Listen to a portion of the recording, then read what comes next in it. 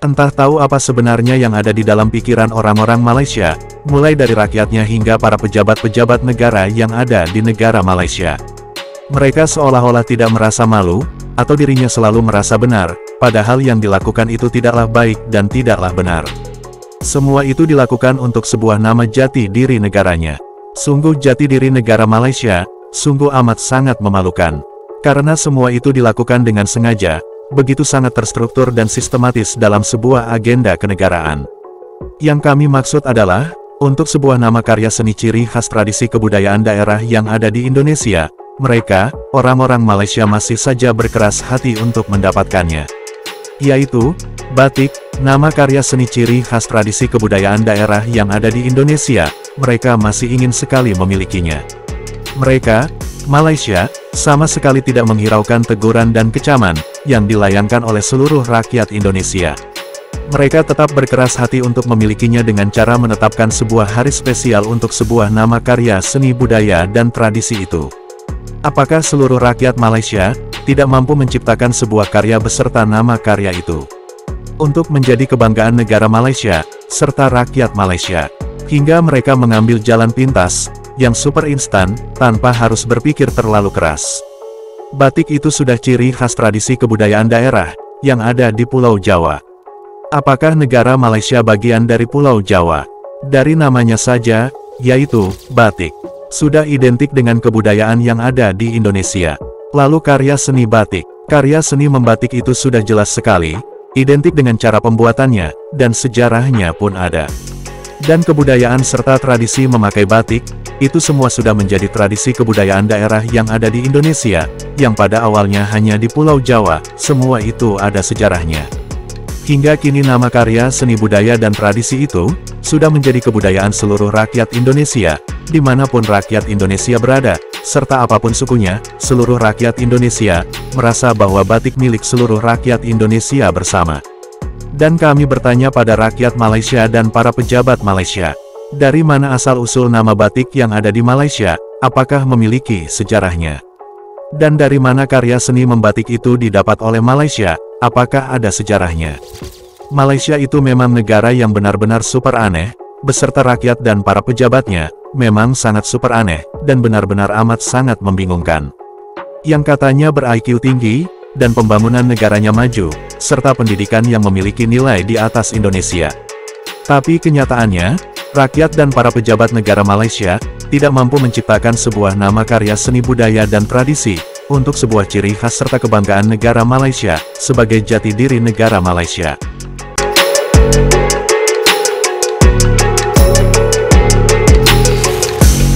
Putrajaya yang menempatkan lebih 20 bangunan kementerian seakan-akan berubah menjadi pentas peragaan pakaian batik Malaysia. Ia susulan peraturan mewajibkan pegawai perkhidmatan awam memakai busana itu pada setiap Khamis mulai hari ini. Tinjauan siang tadi mendapati pelbagai lakaran corak, motif dan warna batik Malaysia di peraga pencawan awam di Pusat Pentadbiran Kerajaan Persekutuan. Rata-rata pencawan awam menyokong inisiatif itu yang dilihat dapat mengekalkan warisan negara selain meningkatkan imej di mata dunia. Kadang-kadang orang confuse mana satu batik Malaysia, bukan batik Malaysia. So dengan adanya inisiatif memakai batik Malaysia ni, orang awam sendiri pun, maksud saya Malaysia, orang Malaysia dapat kenal lagi dengan lebih mendalam pasal batik Malaysia. Saya rasa bangga and proud of being a Malaysian and pakai baju batik untuk melambangkan saya ni true Malaysian. Aldi yang berpendapat pencawan awam adalah duta kecil mempromosi lambang identiti batik Malaysia. Untuk pencawan awam, untuk sebagai peneraju kepada negara kita, pakaian batik setiap hari Khamis adalah lambang kepada negara kita sebenarnya, dan ia adalah inisiatif yang terbaik. Selasa lalu, Menteri Sumber Asli Alam Sekitar dan Perubahan Iklim, Nik Nazmi Nik Ahmad memaklumkan, mesyuarat Jemaah Menteri bersetuju semua pencawan awam wajib memakai batik pada setiap Khamis, selain kelonggaran untuk memakai busana itu pada hari pekerja lain. Keputusan itu dibuat dengan mengambil kira kesesuaian pakaian pekerja untuk pencawan awam dengan realiti iklim tempatan dan keperluan kecekapan tenaga di premis kerajaan.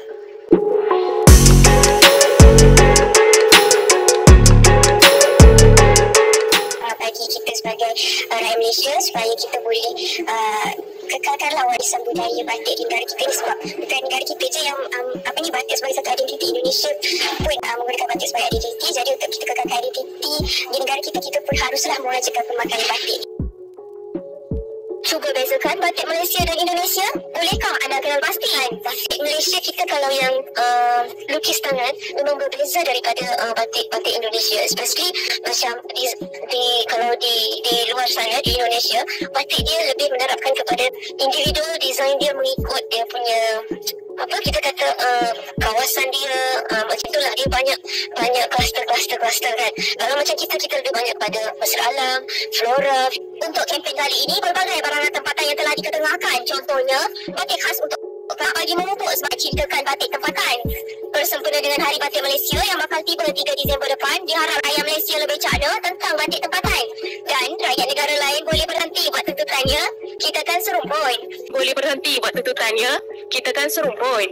Kita kan serumpun. Kita kan serumpun. Aisyah Bika Zaki untuk Buletin TV 9. Dua aspek utama yang harus kita ketengahkan. Satu, kesedaran. Dan kedua adalah harga yang kompetitif.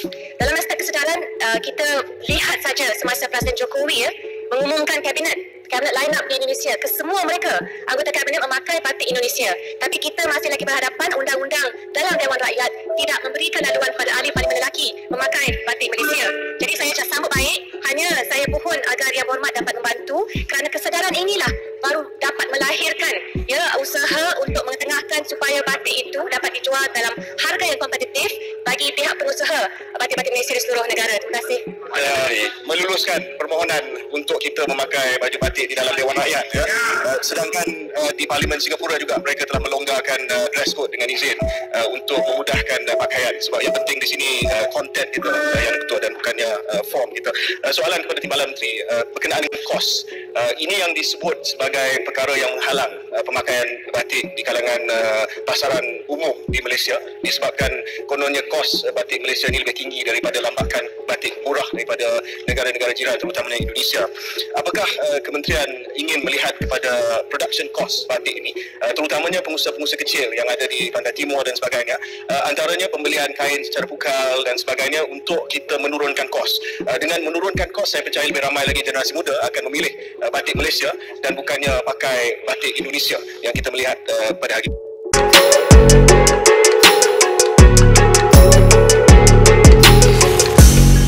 Dan ingatlah, Indonesia dan Malaysia adalah dua negara yang berbeda. Juga sudah memiliki daerahnya masing-masing.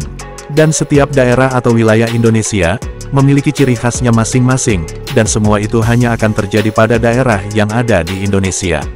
Akan tetapi, ada salah satu ciri khas karya seni budaya dan tradisi yang asli berasal dari daerah yang ada di Indonesia. Bahkan nama karya seni budaya dan tradisi itu sudah ciri khas daerah yang ada di Indonesia. Seperti batik, atau kain batik. Batik adalah ciri khas karya seni budaya dan tradisi masyarakat daerah yang ada di Indonesia, di daerah Jawa Tengah, Kota Pekalongan, Kota Solo, dan Jawa Barat Kota Cirebon. Atau biasa disebut sebagai batik Pekalongan, batik Solo, batik Cirebon, batik Jogja, serta batik-batik lainnya, sesuai dengan nama kotanya, yang memiliki ciri khas motif batik yang berasal dari kotanya. Dan semua itu hanya ada di Indonesia, dan terjadi hanya pada Indonesia, karena semua daerah itu, daerah Negara Kesatuan Republik Indonesia. Akan tetapi, Malaysia menginginkan ciri khas nama batik seperti yang ada di negara Indonesia, yaitu, batik Malaysia. Apakah Malaysia salah satu daerah Negara Kesatuan Republik Indonesia? Negara satu ini menginginkan nama batik, lalu disematkan dengan nama Malaysia, yaitu, batik Malaysia. Dengan ciri khas motif mereka sendiri. Jika menginginkan nama batik dan memberikan label batik Malaysia, negara Malaysia apakah mau menjadi salah satu daerah yang ada di Indonesia?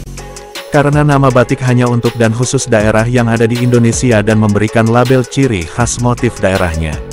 Sungguh aneh, dan amat sangat membingungkan negara tetangga satu ini. Cobalah berkarya dengan kreativitas sendiri, dan menamakan karya itu sendiri, menciptakan nama dan ciri khas sendiri. Janganlah selalu menumpang pada ciri khas nama budaya dan tradisi daerah negara Indonesia. Boleh saja Anda menamakan batik Malaysia, akan tetapi janganlah nama batik atau karya seni batik seolah-olah berasal dari negara Anda. Karena nama karya seni dan tradisi batik itu milik negara Indonesia. Seperti halnya negara Jepang, yang memiliki ciri khas pakaiannya, yaitu kimono. Apakah negara-negara lain menginginkan kimono? Tentu saja tidak, negara-negara lain hanya membuat ciri khas yang berbeda, akan tetapi tidak bermaksud untuk memilikinya. Negara-negara lain termasuk Indonesia, hanya membuat motif yang berbeda dan sesuai dengan selera orang Indonesia serta negara-negara lainnya. Tapi tidak untuk memiliki nama karya seni pakaian ciri khas negara Jepang, yaitu kimono. Indonesia dan negara-negara lain hanya sebatas suka dan kagum pada ciri khas seni budaya dan tradisi negara Jepang. Untuk warga Malaysia, atau masyarakat Malaysia, buatlah dan ciptakanlah suatu nama karya seni budaya dan tradisi. Untuk dijadikan suatu nama karya seni budaya tradisi kebanggaan negara Malaysia. Karena, negara Anda, Malaysia, sedang mengalami dahaga, serta lapar, akan sebuah nama karya seni budaya serta tradisi, untuk dinikmatinya.